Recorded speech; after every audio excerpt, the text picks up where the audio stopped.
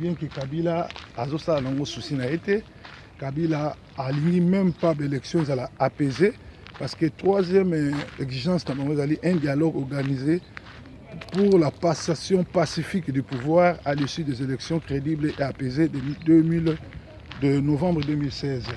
Alors, Kabila a vraiment choté pour ça l'élection peut apaiser, peut aller bien.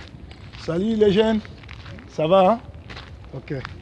Alors, Kabila a prêté à organiser l'élection pour apaiser, assez à sommer des armes et belé pour attirer Congo na moto, a invité qui même moko il y a moté qui monnaie il y a armes, il y a URSS à qui na Congo pour fournir ba munitions, ba armes pour na détruire.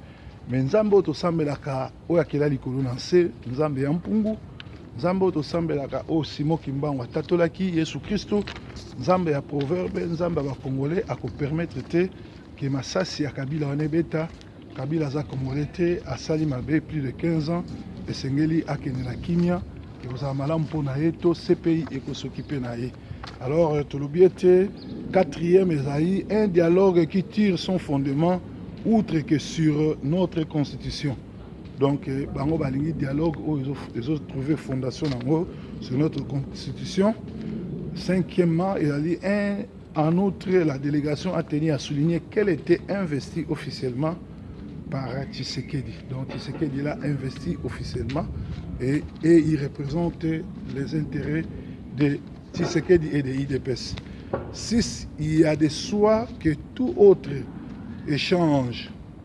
Il va de soi que tout autre échange ou contact avant la désignation officielle du facilitateur ne constitue que des échanges informels dont IDPS ne se sent nullement obligé.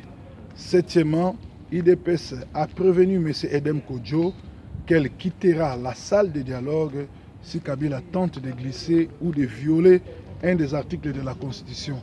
Donc, Bango Balobiete va quitter la salle. Bako kasoni te ko quitter ça na ngonga nyonso ba ressentir que Kabila a ligi ko violer constitution ya mboka. Alors basango ya Congo ezali ndenge na ibsibino bango ba pesi cette exigence na Eden Kodjo où il faut à respecter.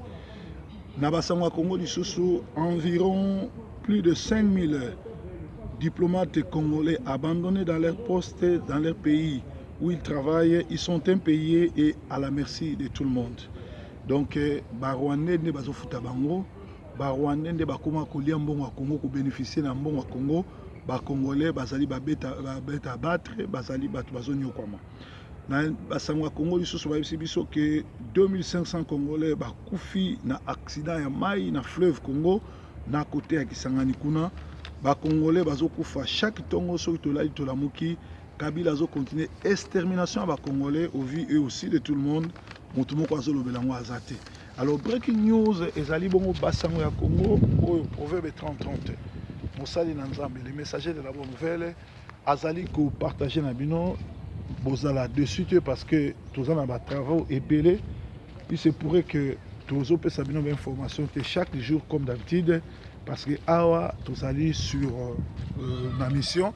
Des fois, tous les Mbabatu, des fois, tous les bondes la pona Batu, des fois, tous les de ville en ville, côté à Samalam comme le Seigneur, et ça permettre de sauter tout, et ça permettre de sauter tout, pesabino basangwa Congo mikolonioso, mais tous les bela o ezali nécessaire, c'est-à-dire chaque lundi, chaque mercredi et chaque samedi, 3 fois par semaine durant le séjour dans la parisienne, beaucoup de joie breaking news tout basangwa Congo na banda konabino. En tout cas, merci na ba onyo so bazoya na misala tozo sala. Merci na ba onyo so bazo soutenir biso. Merci na ba onyo so bazo prier pour na biso. Merci na ba onyo so balanda